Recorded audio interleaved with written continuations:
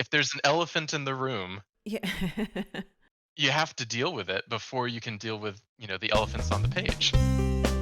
Hey everyone, this is Yvette Hampton. Welcome back to the Schoolhouse Rocked podcast.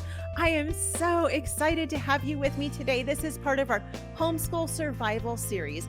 And let me just tell you guys, the guests that we have this week, you are going to be blown away and so very blessed by what we're going to talk about this week because this topic has been on my bucket list for, well, probably since we started recording this podcast almost 4 years ago, which can you believe that? It's amazing.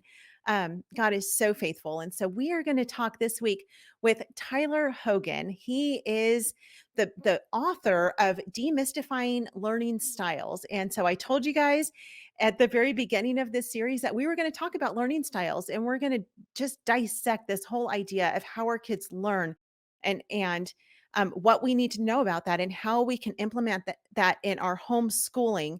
But before we get into our conversation with Tyler, I want to thank our sponsor, CTC Math. They are a fantastic math online program. So if you guys are looking for a good math program, go to ctcmath.com. You can try it for free. Just just do a trial. Put it in front of your kids and just see if it's something that works well for them. I think you will be very happy with it. ctcmath.com. Tyler Hogan, welcome to the Schoolhouse Rocked podcast. Well, thank you so much for having me. I'm delighted to be here. Thank you. It has been so much fun. We've been chatting for, oh, I don't know, about 45 minutes now before we actually started recording. And it's one of my favorite things to do when we have guests on that I haven't met yet in person. You and I have talked on the phone, but it's really fun to just get to know your heart for homeschooling and for families. And most importantly, just what the Lord is doing in you and through your ministry and your family and just that this incredible resource that you have of teaching parents what learning styles are, how they work in our homeschool. And so really quickly, if you would introduce your family to us, and then we're going to dig deep into this topic this week. Yeah, absolutely. So, my parents started homeschooling my brother and I in the early 90s, and almost right away started a family publishing company called Bright Ideas Press. And over the past couple of decades, it's grown and grown. We've got a lot of materials out there for history, geography, science, literature. We publish the Mystery of History. That's probably our flagship history Yeah. program. And my parents are now semi-retired, and my brother and I are running the company. My wife Helen is also a homeschool graduate, and together we've got five little kids ranging from 3 to almost 13, and homeschooling all of them. And it's been it's hard. Homeschooling Yeah. is not always easy, but it's been excellent and very rewarding. So So cool. I love the homeschool community, and I love being able to be a part of the group of people who make curriculum and get stuff out there for people to use and make their lives a little bit easier. Yeah, it's so interesting because I remember when we first started going to homeschool conventions many, many years ago. As a matter of fact, this summer will be 12 years since we went to our first homeschool convention. Hmm. And as you start to learn of these different companies, the large majority of homeschool companies and curriculum developers and publishers were started by families who were homeschool families and they saw that there is a need and Yep. they just said, we're going to meet this need. We're going to write this curriculum, whether it's math or science or English or whatever, or we're going to publish these different, resources for homeschool families. And that's really one of the most special things about the homeschool community is that it really is a community of very like-minded families who have come together and said, we're going to figure this out together. Because as we talk about in the movie Schoolhouse Rocked, back in the 80s and 90s when homeschooling first began, there was basically actually no real homeschool curriculum. I mean, people Oh, had to, there wasn't. kind of, grapple to find a Becca or BJU Press or whatever they could Hmm. get their hands on to homeschool their kids. And so today we have all of the resources that we have because of families like yours. And so I'm so grateful for your parents and their obedience to the Lord Amen. Me to do too. that. That's awesome. Well, like I said, I'm so excited to talk about this topic this week. We're talking about learning styles, and we are going to dig really, really deep into the different learning styles on Wednesday's episode. But today we're going to kind of prep the groundwork for that. We're going to set the foundation for what learning styles are. And I want you to tell us first how you wrote this book called Demystifying Learning Styles. I want to jump into really quickly first how why did you even start researching this? How did you get Oh my into goodness. Yeah. um, into this world of learning styles?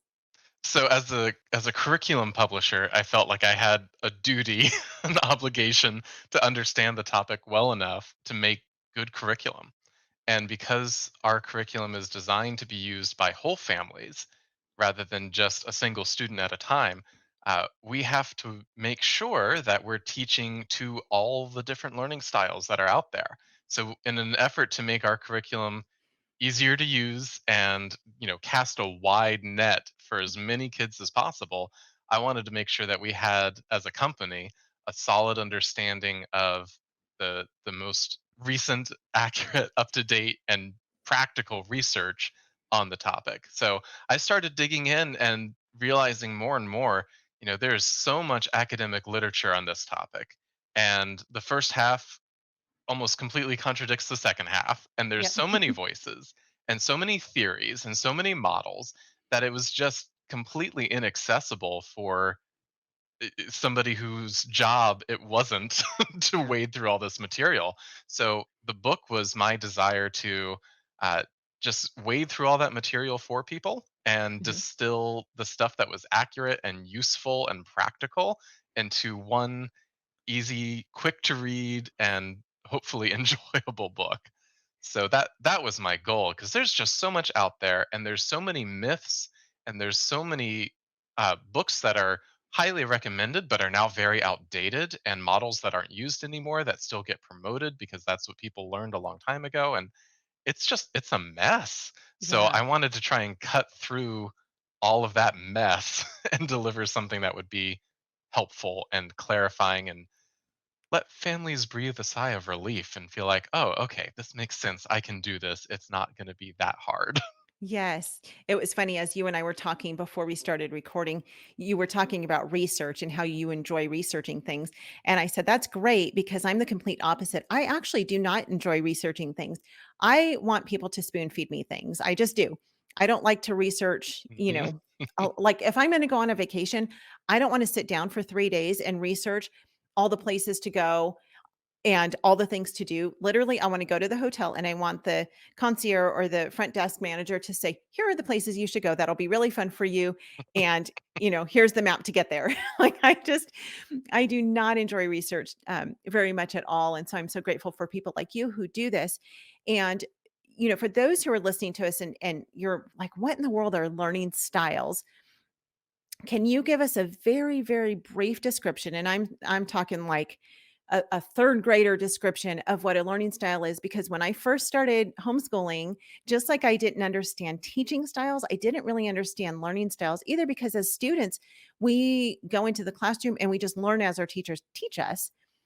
But I never had anybody explain to me how I learned.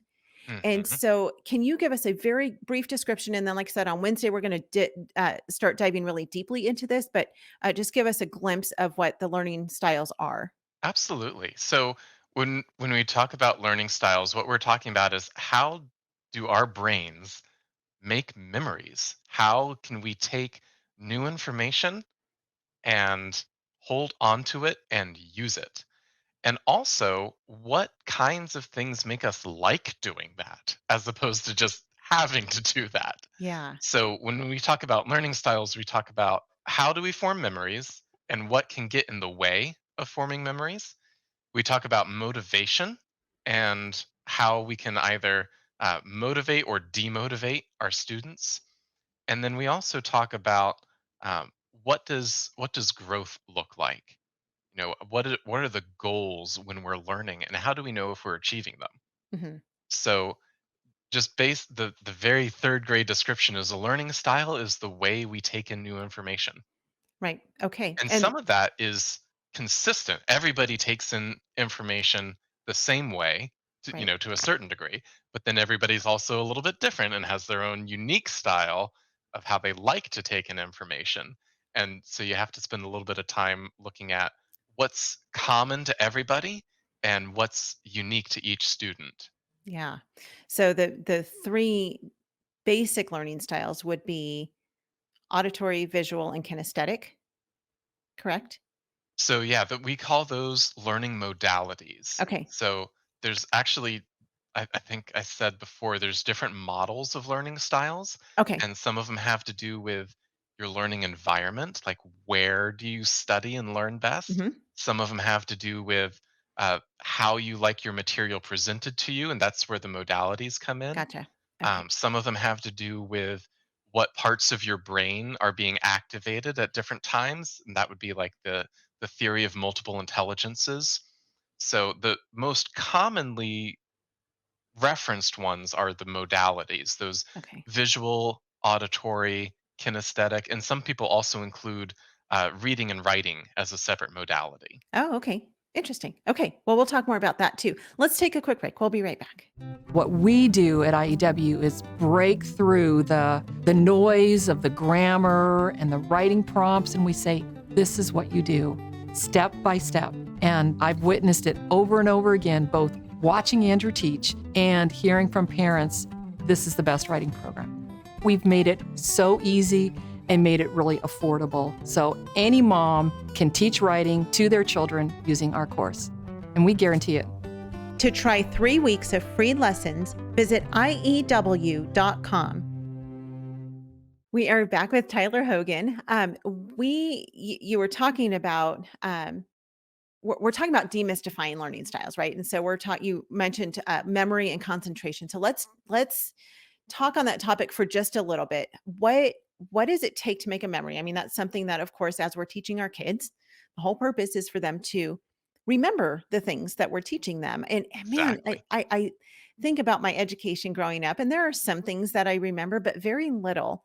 And it's shocking to me that I could get through, 13 years of school and come out of it and know so little. And so I want my kids to remember or memorize so much of the things that we talk about. Of course, with the most important memory being God's word. But let's talk about memories and what does it take to make a memory? Absolutely. So we have this wonderful model called the multi-store model of memory. And I think it's just fascinating. And basically, think of your memory as having three parts to it, three buckets. The first is your sensory input. So this is all of the information that is coming into your brain at any given moment. As you're listening to this podcast, you're getting auditory information. Uh-huh. You're feeling sensations inside and outside of your body. Maybe you're hungry or thirsty. Maybe it's too hot or too cold. You can feel, how soft your shoes are or how hard the ground is. You're getting taste and smell information, even if you're not noticing and paying attention to it. That's still coming in all the time. So all of our senses are constantly bombarding our brains with sensory input. Now, our brains have a filter that chooses what comes in and makes it into the next bucket and what gets discarded. And that filter is called attention. Ah. So if you are paying attention to something, that means that you are filtering that information in and Mhm. filtering everything else out. The second bucket that anything that passes through the attention filter goes into is called our working memory, or sometimes our short term memory. Working memory is the stuff that we're actively thinking about. And there's a very limited number of things that we can keep in our working memory at any given moment. And the studies suggest that depending on who you are, that number might be anywhere from 5 to 9 things. So the average is 7 things that you can keep in your head at once, Huh. which, when we think about it, is not that many things. No. And if you're given a list of 10 words to memorize for, say, you're taking biology and you've got 10 vocabulary words, you can't keep all 10 of those in your head. So, one of the great things about discovering some of these facts about learning styles is that it can help us tailor our teaching to make our students able to do things that our brains are built to do and not expect things of our kids that their brains are just not built to do. So if I have 10 vocabulary words that I want my students to learn, I need to break it up into two groups of five. Okay. And that seems like a very small, simple thing, but our brains can hold five pieces of information. Hmm. And then our brains are even better because they can chunk that into a single piece of information Yeah. that goes into the next bucket, which is our long term memory. Okay. And then we can start working on the next five. It's like remembering your phone number. You don't Hmm. remember 10 digits, you remember the area code, the Hmm. first chunk of three numbers. Right. The next three numbers are another chunk. You don't think of it as three individual digits, you think Right. of it as a chunk. And then the last four. And then your brain can go, all right, I've got these three chunks. I'm going to chunk all that together. So by chunking information, we can help it fit into our kids' working memories much more effectively. Okay. And that's, we talk about these kinds of strategies in the book. So I don't want to get too deep into it, but that's just one application of just knowing that, oh, short term memory, working memory is a thing and it has limits. Another thing that is important to know about working memory is there's a lot of stuff in our working memory that isn't helping us learn. So we have what's called cognitive load, which is the burden of everything we're thinking about. Yep. And The some stuff of that it, keeps us up at night. yes, some of it's very helpful. If you're focused on something, you're getting that effective load and you want to focus on that. But then there's the stuff that keeps you up at night. There's Hmm. the fight that you had with your friend. There's the concern about current events, like all these other things, or even just, maybe I'm just hungry. Like that takes up part of my working memory. Hmm. So we have this ineffective load as well. And so, one of the strategies that we can use as teachers is to help our students reduce the ineffective load so that there's more room for them to think about the effective aspect of what we're trying to teach them. So, Now, if it, there's an elephant in the room, yeah. you have to deal with it before you can deal with, the elephants on the page. Right, right. Is that why kids I shouldn't say kids. I was gonna say, is that why kids get so easily distracted? But I will say, is that why people because I do that myself. I mean, I am a person who is so easily distracted. It drives me crazy. Drives my husband Hmm. crazy because, I'll go to get him a glass of water or something, and then before I know it, I'm doing a load of laundry, and he's like, I thought you were gonna get me some water." And I'm like, "Oh, yeah, I did say I was gonna do that, didn't I?" Hmm. Um, Because anything that's not getting top billing in our working memory gets flushed.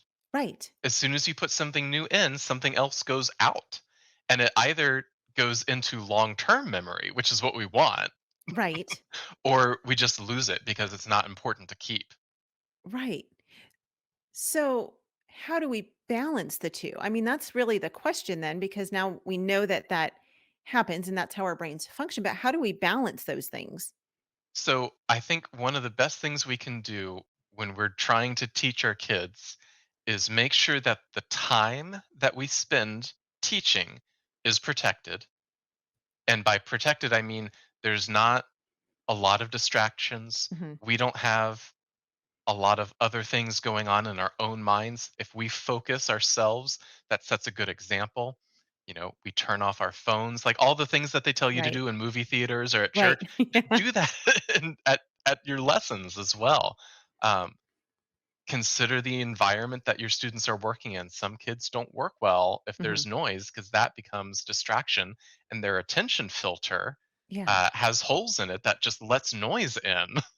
So giving them the opportunity to have a quiet space, or the other way around. Some people work better with music or white noise or, Yes. cafe sounds and things like that. And it's bizarre to people who like silence. Like how can you Yes. possibly work with all this chaos? But all of our attention filters are tuned differently to what distracts us and what helps focus us. But if we Yeah. can help our students develop that area of time and space where their distractions are minimized and any relational difficulties are dealt with first. If you're having a fight with your kid, Uh-huh. you can't expect to go into grammar class and be able to Right. have an effective learning time. Like, you have to deal with those relational aspects before you can get to the lessons. You know, Yeah. it's a very leave your gift at the altar, go and be reconciled kind of a thing. Right.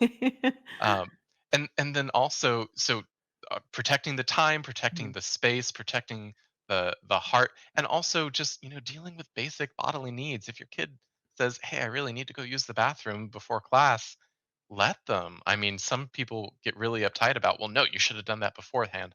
But really, it's to both of your benefits if you just say, okay, go ahead, go, come right back.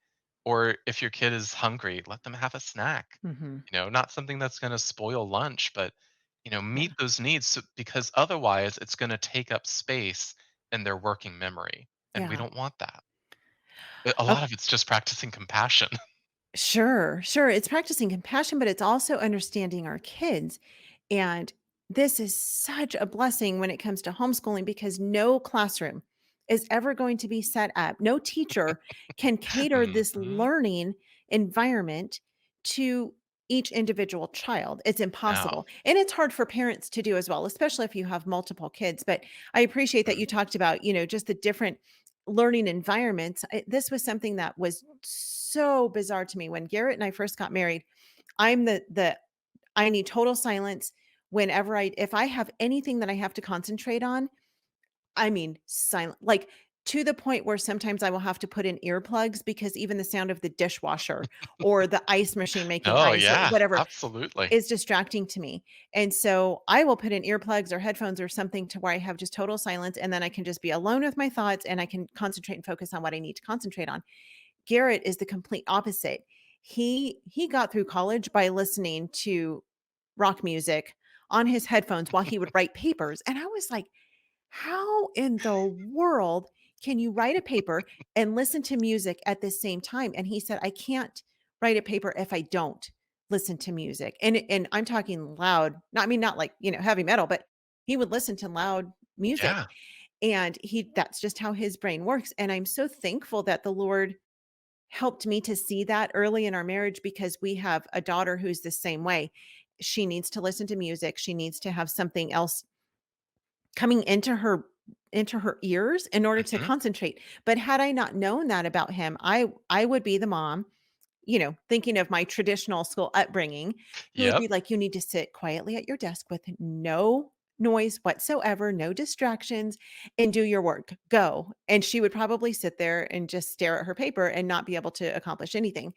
And Yep. um, and so it's so interesting to see how God has created each one of us uniquely to Yeah. learn Yeah, in a because different the way. the fir the idea isn't, distractions are okay. That's not what Mhm. we're saying at all. We're saying distractions vary from person to person. What Right. distracts one person helps another person focus, which is Right. counterintuitive. Right. But I mean that conflict that you described, that was my mother and my older brother as when he was a teenager, and my mom just could not wrap her head around him wanting to listen to music and work on his math. So what they agreed to do though was they did a controlled study. She said, "All right, I'm going to let you listen to music Mhm. for the next 2 weeks, and if your grades either stay the same or improve and your study time either stays the same or decreases, Uh-huh. then you can continue to listen to music. But if your grades go down or if it takes you longer to study, we're going back to quiet." And he passed the test and he got to keep his headphones. I love it. That's so cool. Okay, so we we could learn how to help build our students' learning environment. Um, talk really quickly. We just have a couple minutes left, but I want to talk about multitasking because I know a lot of kids will want to multitask. And again, I shouldn't say just kids. I know people, adults, myself is who I'm really talking about. I try to multitask and I often find myself not being nearly as effective as I know I would be, but it's so hard because you talked earlier about having all sorts of different things coming into our brain at one time. And so I'll be focusing on one thing and then my brain will go to something different. And I'm like, oh, I need to do this. And if I don't do this, I'm going to forget to do it. So then I'll switch gears and go to something else. But then I Yep. forget what I was doing before. And I'm like, this multitasking thing isn't really working.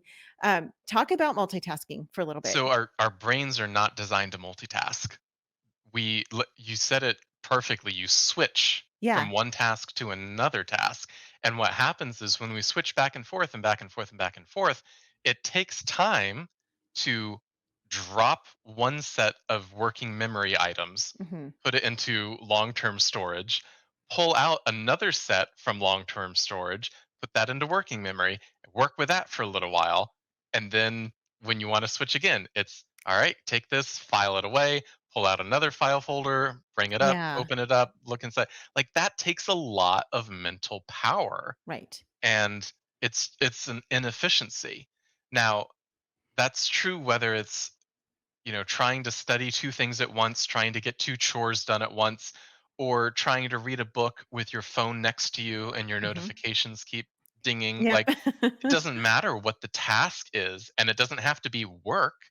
It might be fun, Sure. but that's still switching your brain from one task to another. Your brain doesn't think fun things aren't tasks. It still thinks of them as tasks. So Right. you have to be aware of every time I'm switching to another task, I'm losing momentum on the first one and I have to gain momentum on the second one. And it's just I mean, one of my favorite exercises when I have kids who are like, "No, I can multitask," is I say, "All right, take a piece of paper and write the alphabet and then the numbers 1 through 32 or 36 or however high you want to go underneath it. Just do it in order and I'm going to time you. All right? And then after I get the time for that, do the same thing except go back and forth between letters and numbers. So Okay. A1, B2, C3 Oh, and wow. do that Yeah. the whole way through until you get to the end of the alphabet and then see how the times compare. It's always longer to do it Wow. the second way. And not only is it longer, but you introduce not every kid will do this, but you often introduce errors when you Hmm. do it the second way. Interesting. Like you'll skip a number or do a letter twice or something like that. Okay. So our brains just aren't built to work that way. And it Yeah. it shows in the quality and in the speed of our work.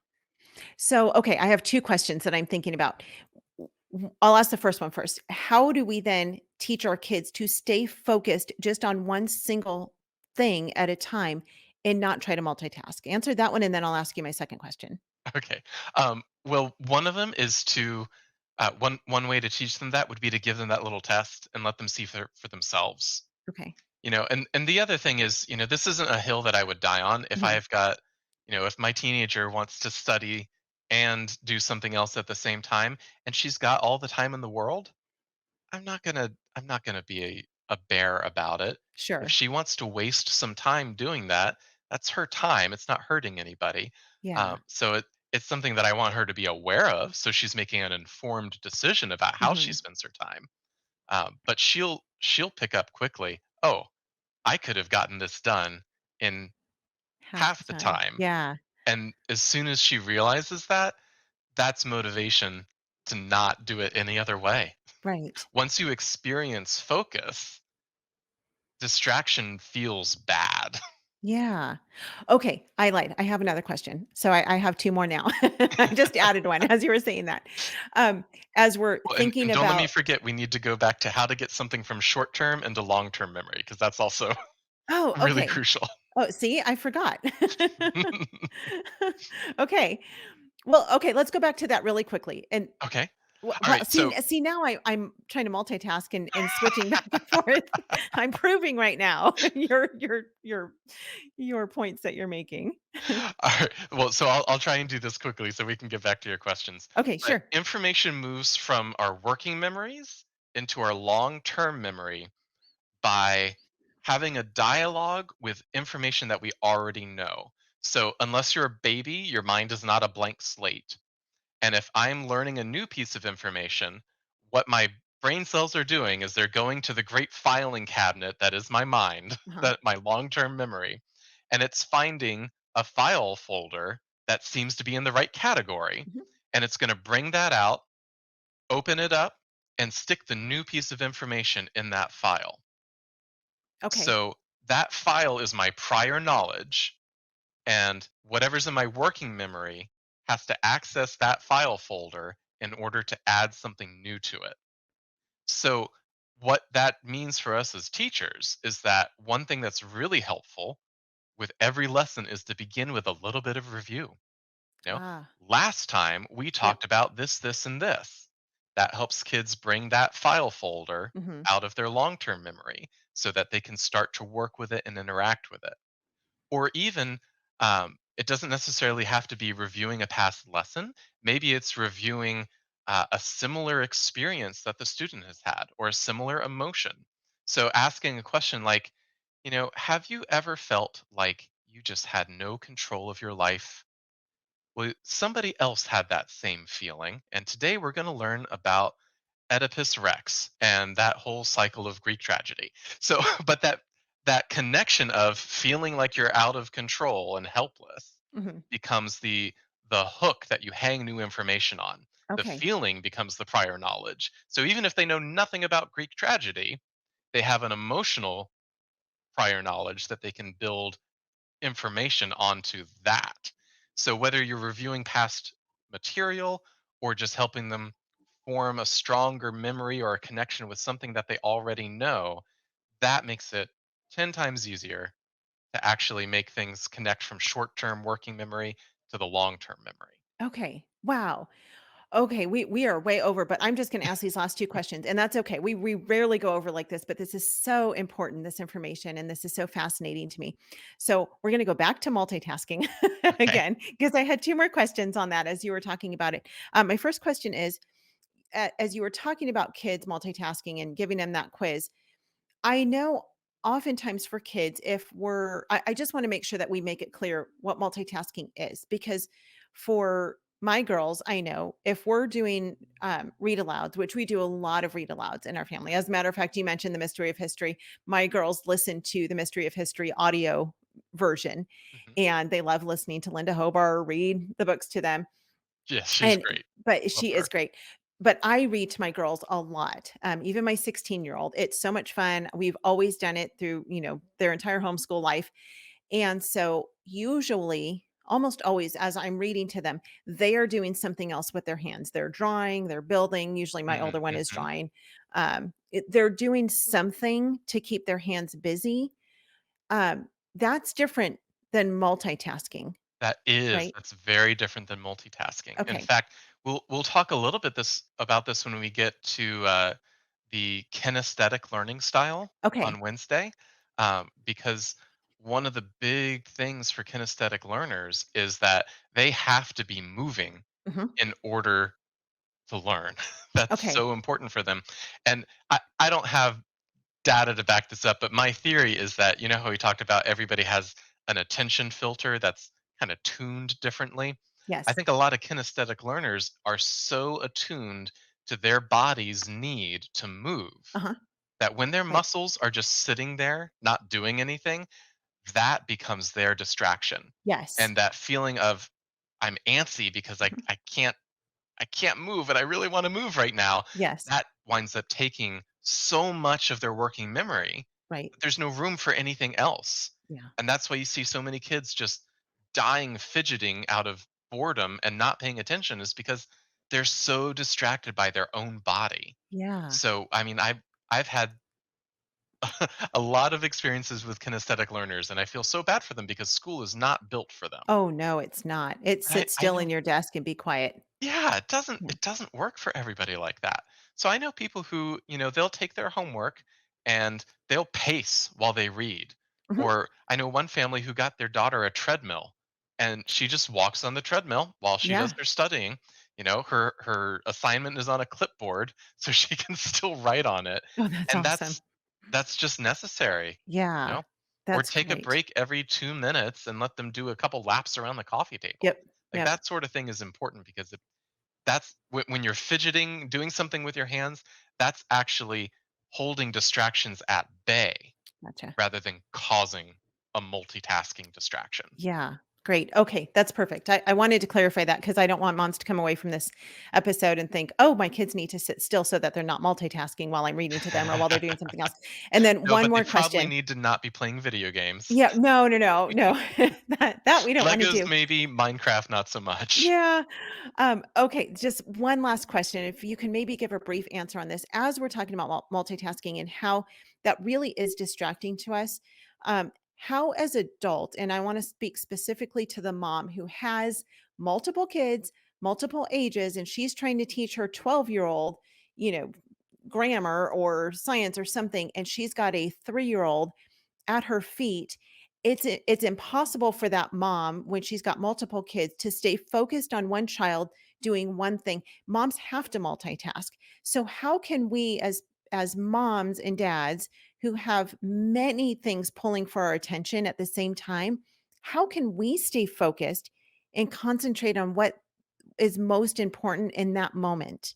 Oh my goodness, you're asking the real questions You here, know what? aren't you? Let me ask you this. Should we save that question for Wednesday? Is that a big answer?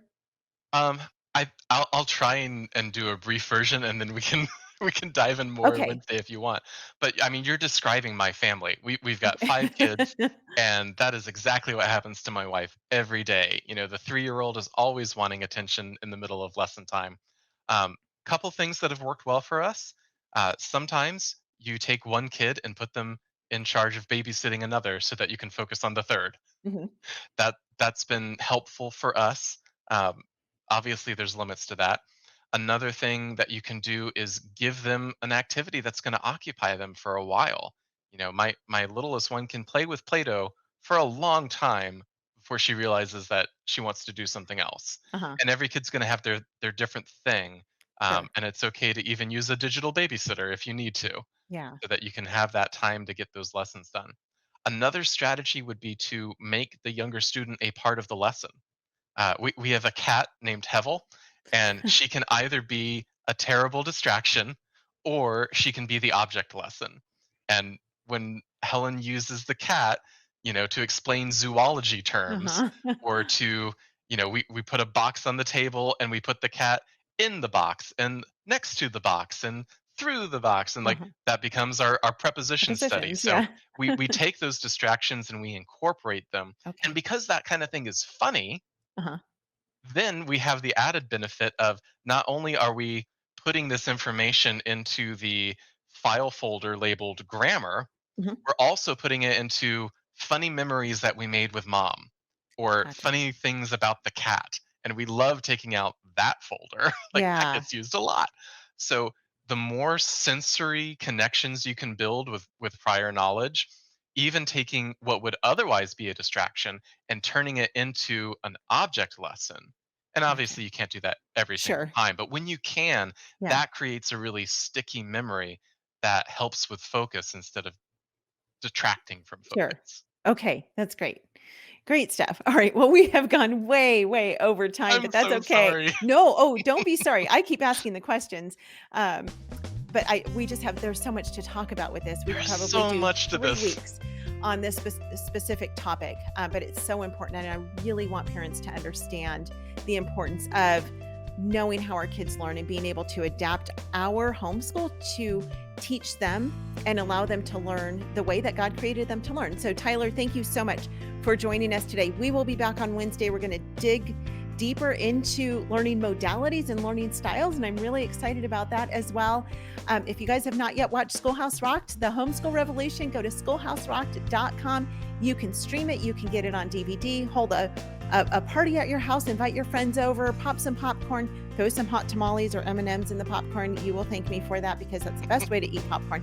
Not hot tamales and M&Ms at the same time, but one or the other. And just have a fun party. Thank you guys. Have a great afternoon. We'll see you back here on Wednesday. Bye.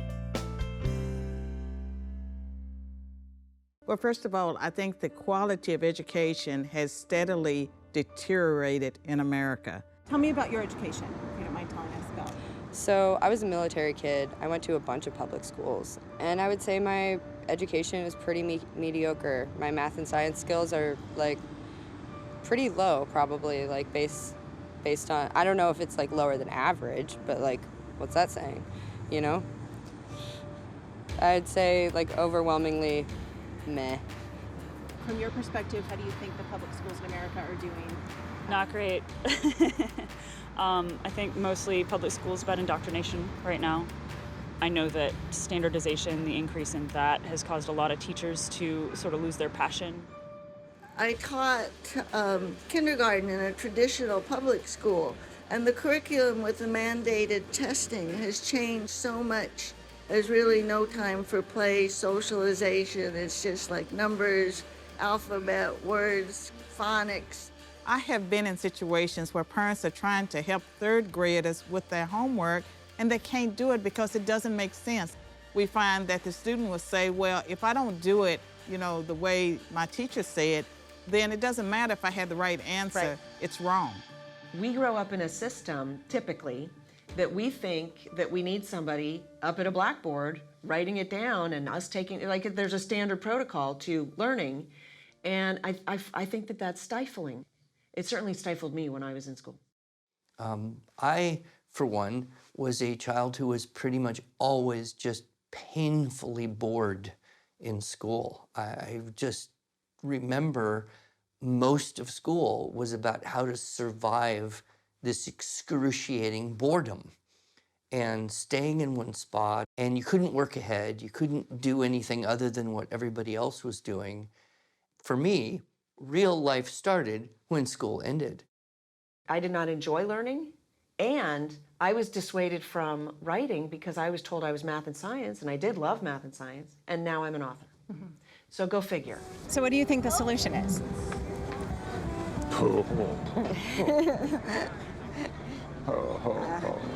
I don't have any solutions, but it's definitely not going well. And it's not easy to come up with, here's the one solution. In other words, dear old United States government, they can't legislate and come up with a solution that's universal. No one is really able to change the great Titanic of institutional education. It is going along its path, and it is essentially unturnable and unchangeable. I mean, let's face it, if money could have fixed public education, it would have done so long ago. If the newest iteration of standards could have changed public education, it would have done so long ago. And so we continue to throw things that don't work at this great ship of institutional education, trying to change what it is, and it's not worked, and it's not likely to work until it really kind of breaks apart and has to be redesigned. And in the meantime, what's happening, people are not waiting for it to sink and break apart. They're jumping off and finding other ways to get where they want to go.